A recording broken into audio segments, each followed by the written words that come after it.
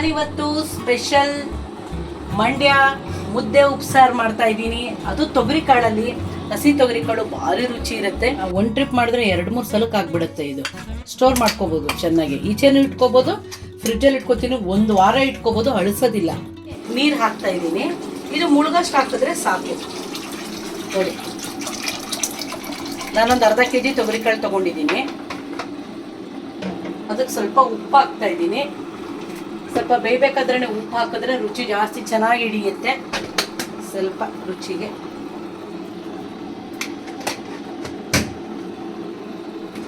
ಸಾಫ್ಟಾಗಿ ಬೇಯುತ್ತೆ, ರುಚಿ ಇರುತ್ತೆ. ಒಂದು 1/4 ಸ್ಪೂನಷ್ಟು ಉಪ್ಪು ಹಾಕಿದ್ದೀನಿ. ಒಂದು ಅರ್ಧ ಸ್ಪೂನಷ್ಟು ಎಣ್ಣೆ ಹಾಕ್ತೀನಿ. ಕಾಳುಗಳು ಅಂಟು ಬರಲ್ಲ, ಚೆನ್ನಾಗಿ ಬರುತ್ತೆ, ಟೇಸ್ಟ್ ಇರುತ್ತೆ. ಒಂದು ವಿಸಿಲ್ ಕೂಗಿಸ್ತೀನಿ. ನಾವು ಉಪ್ಸಾರು ಮಾಡಬೇಕಾದ್ರೆ ಇಷ್ಟು ದಪ್ಪ ತಿಕ್ನೆಸ್ ಇರಬೇಕು ತವ. ನಾವು ತವದ ಮೇಲೇ ಚೂರು ಎಣ್ಣೆ ಹಾಕಿಬಿಟ್ಟು ಮೆಣಸಿನ್ಕಾಯಿ, ಈ ಉಪ್ಸಾರಿಗೆ ಅಂತಲೇ ಮೆಣಸಿನ್ಕಾಯಿ ಬರುತ್ತೆ ನೋಡಿ, ಪುಟ್ಟು ಹಾಕಿಬಿಟ್ಟು ಇದು ಫುಲ್ಲು ಸಿಯೋ ತನಕ ಫ್ರೈ ಮಾಡಬೇಕ್ರಿ. ಫುಲ್ಲು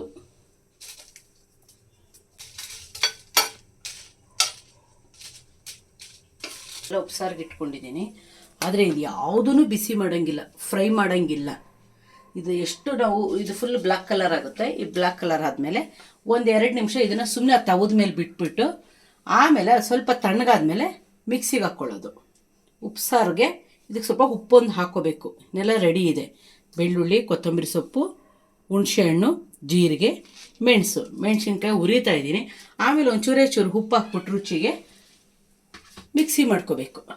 ಆಮೇಲೆ ನಾನೇನು ಮಾಡಿದ್ದೀನಿ ನೋಡಿ, ತೊಗರಿಕಾಳು ತೋರಿಸ್ದೆ. ತೊಗರಿಕಾಳನ್ನ ಬೇಯಿಸಿದ್ದೀನಿ, ಒಂಚೂರು ಉಪ್ಪು ಎಣ್ಣೆ ಹಾಕಿ ಮಾಡಿದೆ. ಇವಾಗ ನೋಡಿ ನಾನು ಸೋಸ್ಕೊಂಡಿದ್ದೀನಿ. ಈ ಸೋಸ ನೀರಿನಲ್ಲಿ ಸ್ವಲ್ಪ ತಗೊಂಡು ಬಾಣಲಿಗೆ ಟೊಮೊಟೊನ ಬೇಯಿಸ್ಕೊಂಡು, ಸ್ವಲ್ಪ ಉಳಿಬೇಕಲ್ವ ಇದು, ಸೊ ಹಾಗಾಗಿ ಟೊಮೊಟೊನ ಬೇಯಿಸ್ಕೊಂಡಿದ್ದೀನಿ. ಈ ಟೊಮೊಟೊ ಸಿಪ್ಪೆ ಎಲ್ಲ ತೆಗೆದುಬಿಟ್ಟು ಆಮೇಲೆ ನಾನು ಮಿಕ್ಸಿಗೆ ಹಾಕ್ಕೋತೀನಿ.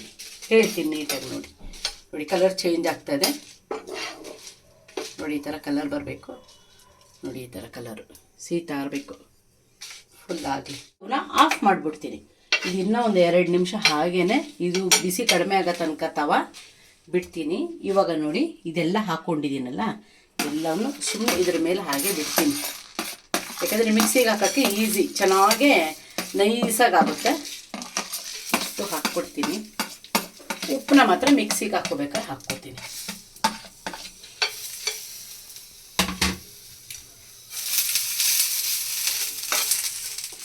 ನೋಡಿ ಸಿಪ್ಪೆ ಸಮೇತನೇ ಬೆಳ್ಳುಳ್ಳಿನೂ ಹಾಕಿರೋದು, ಎಲ್ಲ ಹೊರಟೋಗುತ್ತೆ ಆಮೇಲೆ. ಆಗಿದೆ, ಮಿಕ್ಸಿ ಹಾಕೋತೀನಿ. ನೀರು ಹಾಕಬಾರ್ದು ಹಾಗೆ ಫಸ್ಟು, ಯಾಕಂದರೆ ಚೆನ್ನಾಗಿ ನುಣ್ಣಗಾಗುತ್ತೆ. ಫಸ್ಟು ಹಾಗೆ ಡ್ರೈ ಆಗಿ ಪೌಡ್ರ್ ಮಾಡ್ಕೊತೀನಿ, ಆಮೇಲೆ ನೀರು ಹಾಕೋತೀನಿ. ರುಚಿಗೆ ತಕ್ಕಷ್ಟು ಉಪ್ಪು,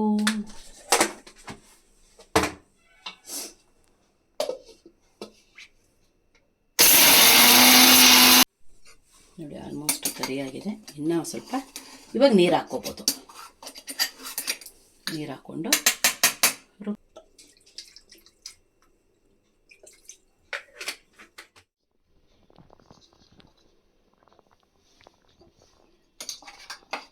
ಸ್ವಲ್ಪ ಗಟ್ಟಿ ಚಟ್ನಿ ಎತ್ಕೊಂಡ್ಬಿಡ್ತೀನಿ. ಆಮೇಲೆ ಬೇಯಿಸಿರೋದು ಟೊಮೊಟೊ ಇದೆಯಲ್ಲ ಅದನ್ನು ರುಬ್ಕೋಬೇಕು ಇವಾಗ. ಸೊ ಹಾಗಾಗಿ ಸ್ವಲ್ಪ ಉಪ್ಸಾರ್ದು ಖಾರ ಎತ್ತಿಟ್ಕೊಂಡ್ಬಿಡ್ತೀನಿ. ಉಪ್ಸಾರು ಖಾರ ರೆಡಿ ಆಯ್ತು ಈಗ. ಎಸ್, ಇದು ನಾವು 1 ಟ್ರಿಪ್ ಮಾಡಿದ್ರೆ 2-3 ಸಲಕ್ಕೆ ಆಗಿಬಿಡುತ್ತೆ. ಇದು ಸ್ಟೋರ್ ಮಾಡ್ಕೋಬೋದು ಚೆನ್ನಾಗಿ. ಈಚೆನೂ ಇಟ್ಕೋಬೋದು, ಫ್ರಿಜ್ಜಲ್ಲಿ ಇಟ್ಕೋತೀನಿ, 1 ವಾರ ಇಟ್ಕೋಬೋದು, ಅಳಿಸೋದಿಲ್ಲ. ಯಾಕಂದರೆ ತೆಂಗಿನಕಾಯಿ ಏನೂ ಹಾಕಿರಲ್ವಲ್ಲ, ಇದಕ್ಕೆ ಅಳಿಸಲ್ಲ. ಬೇಯಿಸಿಟ್ಟಿರೋದು ಟೊಮೊಟೊ ತಣ್ಣಗಾಗಿದೆ. ತಣ್ಣಗಾದ್ಮೇಲೆ ಇವಾಗ ನೀನು ಏನು ಉಪ್ಸಾರು ಖಾರ ಮಾಡಿದೆ. ಇವಾಗ ಸಾಂಬಾರ್ ಹೆಂಗೆ ಮಾಡೋದು ಇದರಲ್ಲಿ? ಸಾಂಬಾರಲ್ಲ, ಬರೀ ಸಾರು. ಸಾರು ಮಾಡೋದು ಹಿಂಗೆ ಅಂತ ತೋರಿಸ್ತಾ ಇದ್ದೆ. ಇವಾಗ ಬರೀ ಬೇಯಿಸಿರೋ ಟೊಮೊಟೊ, ಇನ್ನೇನು ಇಲ್ಲ, ಅಷ್ಟೇ. ಆ ಖಾರಕ್ಕೇನೆ ಇದು ಚೆನ್ನಾಗಿರುತ್ತೆ. ಹುಳಿ ಉಪ್ಪು ಖಾರ ಇನ್ನೂ ಸ್ವಲ್ಪ ರಿಚ್ ಆಗಿರುತ್ತೆ. ಉಪ್ಸಾರು ಖಾರ ಸ್ವಲ್ಪ ಟೊಮೊಟೊ ಹಾಕಿದ್ದಕ್ಕೆ ಸ್ವಲ್ಪ ಲೈಟ್ ಕಲರ್ ಆಯಿತು. ಅದೇ ಖಾರ ತೊಗೊಂಡ್ರೆ ರಿಚ್ ಕಲರ್ ಆಯಿತು. ಕಾಳು ಬಸ್ತಿರೋ ನೀರಲ್ಲೇ ಟೊಮೊಟೊ ಬೇಯಿಸ್ಕೊಂಡು ಖಾರ ಹಾಕಿರೋ ಮಸಾಲೆ ನೀರಲ್ಲೇ ಇವಾಗ ಇದು ತುಂಬ ಈಸಿ, ಬರೀ ಕುದಿಸೋದಷ್ಟೇ. ಇದಕ್ಕೇನು ಒಗ್ಗರಣೆನಿಲ್ಲ, ಏನೂ ಇಲ್ಲ. ಒಂದು 5-10 ನಿಮಿಷ ಚೆನ್ನಾಗಿ ಕುದಿಬೇಕು, ಖಾರ ಎಲ್ಲ ಘಾಟ್ ಹೋಗಬೇಕು. ಸೊ ಹಾಗಾಗಿ ನಾನು ಕುಕ್ಕರ್ಗೆ ಹಾಕ್ತಾಯಿದ್ದೀನಿ. ಅದು ಕೂದಿ ಅಷ್ಟರಲ್ಲಿ ಪಲ್ಯ ಮಾಡ್ಕೊಂಬಿಡೋಣ. ಉಪ್ಸಾರು ಖಾರ ಕುದೀತಾ ಇದೆ. ಈಗ ಪಲ್ಯ ರೆಡಿ ಮಾಡ್ಕೊಳ್ತಾ ಇದ್ದೀನಿ. ಪಲ್ಯಕ್ಕೆ ಒಂದು 3 ಸ್ಪೂನ್ ಎಣ್ಣೆ, ಈರುಳ್ಳಿ ಎಲ್ಲ ಬೇಯಬೇಕಲ್ಲ. 1 ಸ್ಪೂನ್ ಅಷ್ಟು ಹಾಕ್ಕೊಂಡಿದ್ದೀನಿ. ಒಂದು ಸ್ವಲ್ಪ ಸಾಸಿವೆ ಹಾಕ್ಕೊತೀನಿ.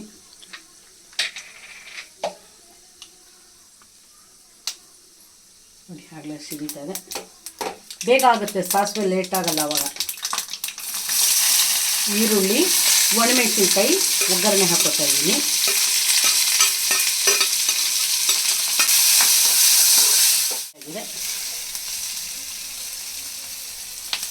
ಇವಾಗ ಬೇಯಿಸಿರೋ ತೊಗರಿ ಕಾಳು,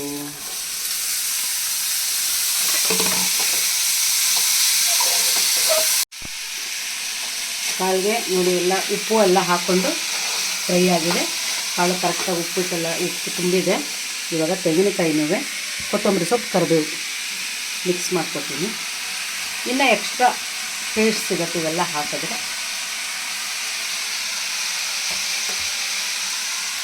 ಅಷ್ಟು ಆಫ್ ಮಾಡಿಬಿಟ್ಟು ತೆಂಗಿನಕಾಯಿ ಕೊತ್ತಂಬರಿ ಸೊಪ್ಪು ಹಾಕ್ಬೇಕಾರೆ ಒಲೆ ಉರಿಸಬಾರ್ದು, ತೆಂಗಿನಕಾಯಿ ಫ್ಲೇವರ್ ಹಾಗೆ ಬರಬೇಕು.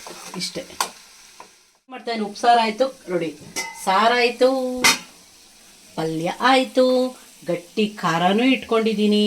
ಇದಕ್ಕೆ ಒಳ್ಳೆ ಕಾಂಬಿನೇಷನ್. ಮುದ್ದೆ, ನಾನೀಗ ರಾಗಿ ಹಿಟ್ಟನ್ನ ಯಾವ ರೀತಿ ತೊಗೊಂಡಿದ್ದೀನಿ ಅಂದರೆ 1 kg ರಾಗಿ ಹಿಟ್ಟಿಗೆ 50 ಗ್ರಾಮು ಮೆಂತ್ಯ ಕಾಳನ್ನ ಬೀಸ್ಕೊಳ್ತೀನಿ. ಯಾಕಂದರೆ ನನಗೆ ಶುಗರ್ ಇದೆ, ಫ್ಯಾಮಿಲಿಯವ್ರಿಗೆ ಇನ್ನಿಲ್ಲ, ಬರೋದು ಬೇಡ. ಸೊ ಹಾಗಾಗಿ ಮೆಂತ್ಯನ ಜಾಸ್ತಿ ಬಾಡಿಗೆ ತೊಗೊಂಡಷ್ಟು ಟ್ಯಾಬ್ಲೆಟ್ ಅವಾಯ್ಡ್ ಆಗುತ್ತೆ, ಶುಗರ್ ಬರೋದು ಸ್ಟಾಪ್ ಆಗುತ್ತೆ. ಸೊ ಹಾಗಾಗಿ ನಾನು ಒಟ್ಟಿಗೆ ಒಂದು 4 kg ಬೀಸ್ಕೊಂಡು 1/4 kg ಅಷ್ಟು ಮೆಂತ್ಯನ ಒಟ್ಟಿಗೆ ಅದನ್ನು ಬೆಚ್ಚಗೆ ಹುರಿದುಬಿಟ್ಟು ಮಿಲ್ಗೆ ಹಾಕಿಸ್ತೀನಿ. ಯಾಕಂದರೆ ಎಷ್ಟು ತುಂಬ ಚೆನ್ನಾಗಿ ಫ್ಲೇವರ್ ಬರುತ್ತೆ. ಈಗ ಮುದ್ದೆಗೆ ನೀರಿಟ್ಟಿದ್ದೀನಿ, ಚೆನ್ನಾಗಿ ಕುದೀತಾ ಇದೆ ನೋಡಿ. ನಾನೇನು ಅದಕ್ಕೆ ಮುದ್ದೆ ಮಾಡೋದೆಲ್ಲ ಮರದ ಕೋಲು ಅದೆಲ್ಲ ಏನಿಲ್ಲ, ಕೈಗೆ ಏನು ಸಿಗುತ್ತೋ ಸೌಟಲ್ಲೇ ಮಾಡಿಬಿಡ್ತೀನಿ.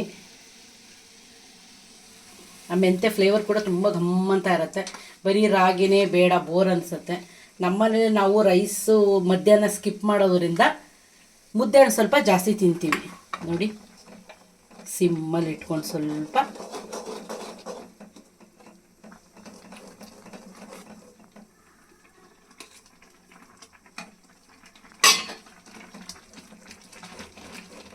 ಚೆನ್ನಾಗಿ ಮುದ್ದೆ ತೊಳೆಸಿದ್ದೀನಿ.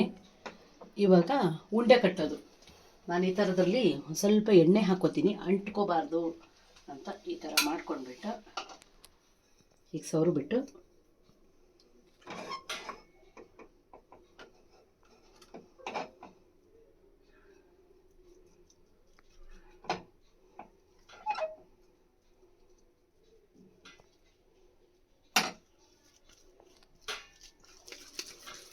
ನೋಡಿ.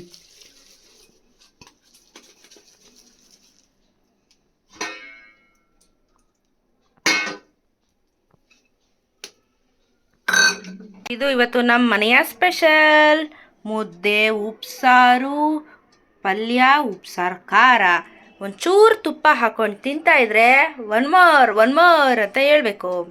So healthy food. ಉಪ್ಸಾರು ಮಾಡೋದು ಹೆಂಗೆ ಅಂತ ಹೇಳಿ ನಮ್ಮಮ್ಮ ತಿಳಿಸ್ಕೊಟ್ಟಿದ್ದಾರೆ. ವೆರಿ ಈಸಿ, ಚಟಾಪಟ ಅಂತ ಮಾಡ್ಬೋದು. ನೀವು ಟ್ರೈ ಮಾಡಿ, ಮುದ್ದೆ ತಿನ್ನಿ, ಆರೋಗ್ಯ ಕಾಪಾಡ್ಕೊಳ್ಳಿ.